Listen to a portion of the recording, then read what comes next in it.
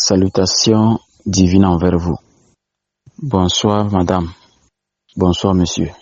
Hier j'ai vu votre message mais j'étais très fatigué et je me suis dit je vais laisser aujourd'hui vous donner quelques réponses par rapport à votre préoccupation. D'abord, sachez que cette situation dont vous décrivez doit être personnelle parce que nous en avons déjà parlé au début de ces enseignements. Et j'ai été clair avec vous, vous avez fait l'expérience et vous avez validé. Mais si aujourd'hui ça reprend, c'est parce que vous n'avez pas appliqué les exercices que je vous ai donnés. Un couple ne peut pas vivre sans tenir compte de la spiritualité. Je ne parle pas de la croyance, je parle de la spiritualité. Et c'est à vous, l'homme, de définir ça, de tenir une trajectoire qui permet à votre femme de l'appliquer. Parce que nous sommes dans un univers où tout est bâti par la discipline. Tout a été bâti par la discipline. Et celui qui bafoue la discipline va rechuter. Et la rechute coûte plus cher. La preuve, dans une relation, plus le temps passe, plus de simples choses peuvent amener de graves problèmes. Parce que chacun essaie de déterminer son importance. Et dans sa tête, il nous a déjà démontré ça, dans sa tête, à tout prix, la personne a raison. Et elle confirme, elle réaffirme, elle a raison. Et devant de telles situations, je vous ai démontré que on ne pense plus à l'harmonie. On ne pense plus à ce qu'on a et ce qu'on a traversé. Et on commence à mettre en place des mots qui vont ramener des traumatismes très profonds. Donc je crois que l'erreur vient toujours de vous. Je parle de monsieur. Je vous ai toujours dit, c'est à vous de déterminer comment doit fonctionner votre foyer. Si vous ne le faites pas et vous laissez cette liberté à votre femme, alors vous irez tout droit dans un grand trou. Regardez votre première fille. C'est à l'université, on l'a enceintée. Et elle a dû, par la honte, cesser d'aller. Et par la chance, elle a eu son visa. Alors, il faut voir qu'est-ce qui s'est passé. Quand cette période était là, qu'est-ce que vous avez traversé? Est-ce que c'était de bonnes choses? Ou bien des mauvaises choses? Quelle est la finalité? Qui a accepté de se calmer pour que les choses s'arrangent? N'est-ce pas, c'est madame? Alors pourquoi aujourd'hui, avec une telle situation, vous décidez encore de dire que vous croyez que Dieu n'a pas prévu votre existence ensemble? Alors Dieu n'allait pas vous permettre d'avoir une fille jusqu'à ce qu'elle aille à l'université. Et aujourd'hui, elle a eu son visa. Quand vous manquez du respect à Dieu, lui ne va jamais dire quelque chose, hein. C'est pas de la nature. Bon, comme on utilise Dieu pour être à l'aise, sinon c'est la nature, on doit parler.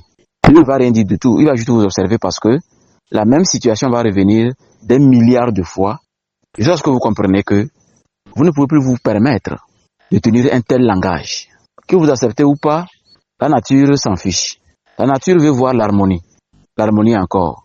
Toujours l'harmonie, l'harmonie, l'harmonie. S'il y a disharmonie, eh bien, les habitants qui vivent dans disharmonie seront présents dans votre vie, seront présents dans votre foyer. Et vous ne pourrez rien faire pour empêcher les conséquences. Alors, si vous ne vous faites pas confiance, vous savez, la confiance, on ne l'accorde jamais à 100%, même si on fait semblant de l'accorder. Mais on doit se comporter comme un individu qui a accordé confiance pour que le foyer fonctionne.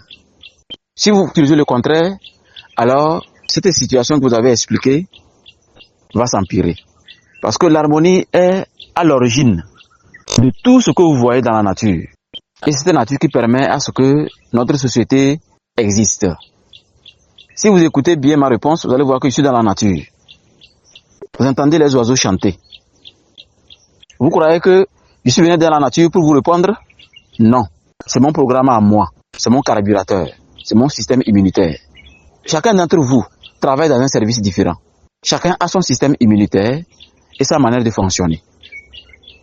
Mais quand vous arrivez à la maison, la femme dépose tous ses diplômes sous le lit.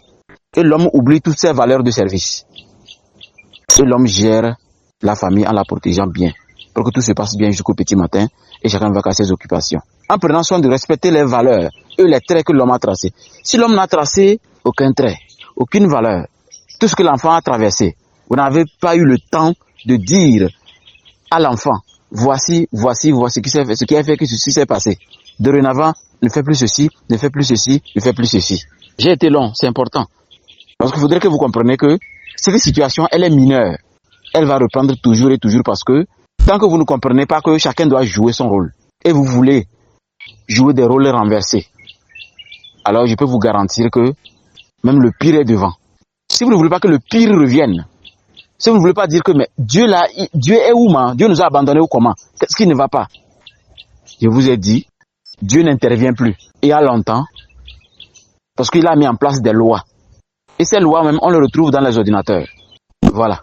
Un ordinateur répond selon le programme d'installation. C'est comme ça l'univers. Tout ce qu'on fait, nous fait.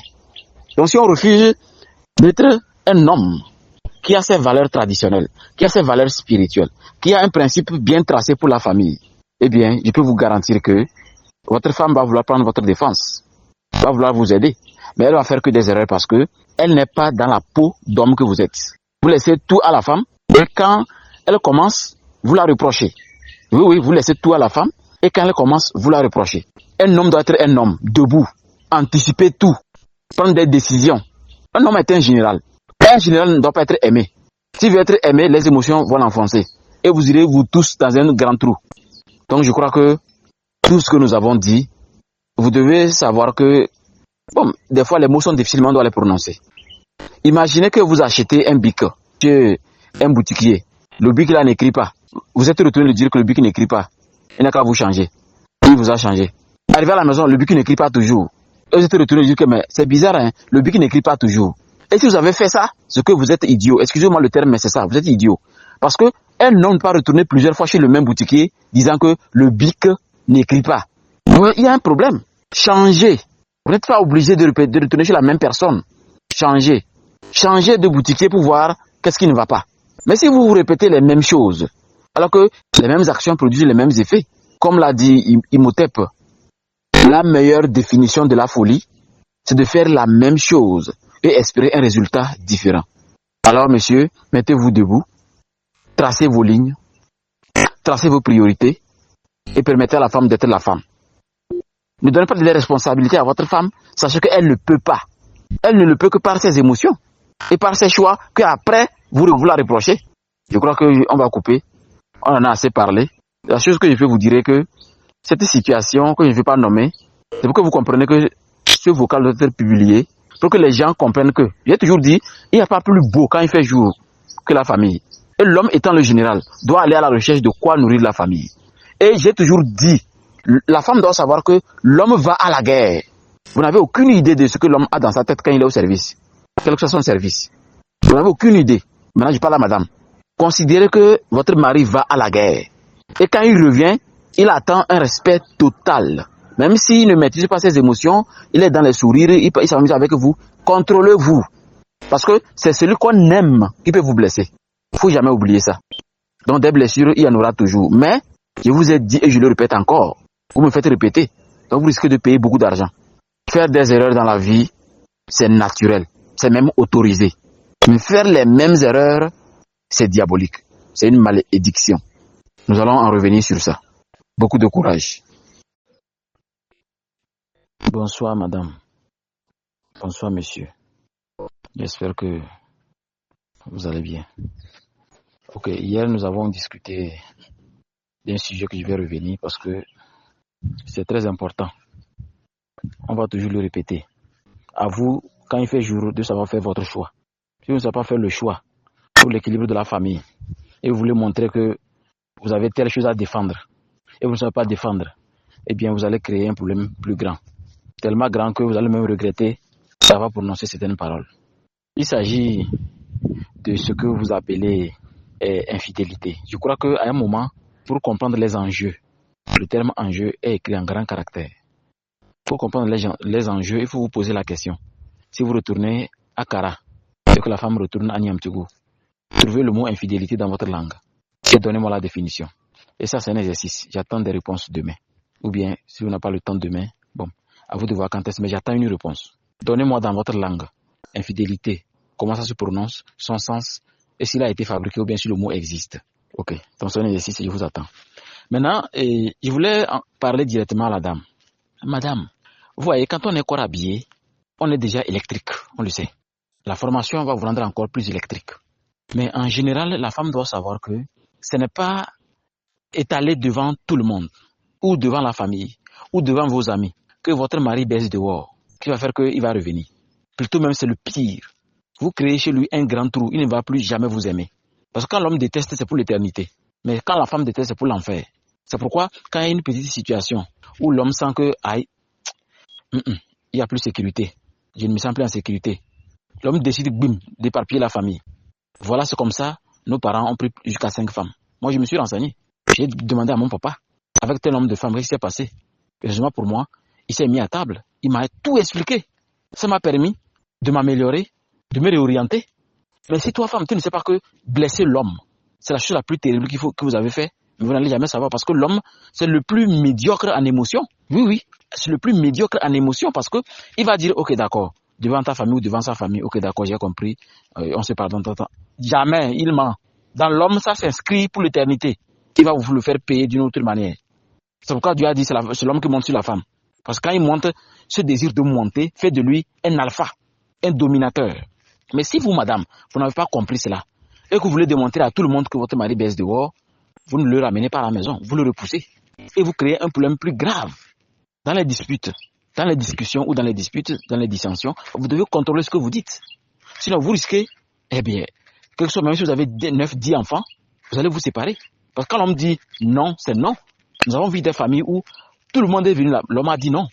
Les parents de la femme, les parents de l'homme lui-même, même sa propre maman, son papa, l'homme a dit non.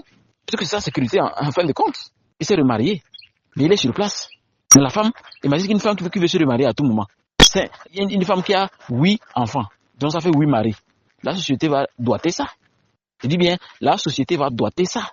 C'est pourquoi au début je parlais d'un truc que vous devez réfléchir. J'ai dit les enjeux. Les enjeux sont énormes. Parce que notre français, on n'était pas français. On nous a amené ça. Donc c'est un programme précis pour nous désorienter. Mais si vous ne comprenez pas que même l'éducation même nous désoriente, et vous ne surveillez pas ce que vous dites devant un homme, je dis bien homme, hein, avec grand H. Maintenant, rappelez-vous d'une autre chose. Je vous ai déjà envoyé une vidéo ici d'un monsieur qui explique clairement que l'homme vient de Mars, la femme vient de Vénus. Vous avez suivi la vidéo ensemble jusqu'à la fin, mais qu'est-ce qui ne va pas encore? Ou bien vous croyez que tout ce qu'on est en train de faire là, c'est la manipulation? Ou bien c'est juste pour amuser la galerie? Non, c'est pas ça. C'est la femme qui aime dans les manipulations. Il fait comme si... C'est pas ça. À un moment, l'homme, c'est Lucifer lui-même. La femme, c'est Lilith. Alors, prenez garde. Prenez garde et cessez de vilipender votre mari. Cessez de faire ça, c'est pas bien.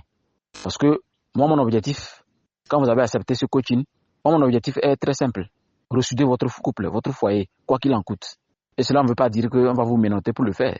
C'est dans la compréhension, dans l'acceptation. Mais si vous empirez encore les choses, bientôt nous allons faire 3 ans dans ce groupe. Normalement, on devait faire seulement quelques mois. Au rythme de chacun.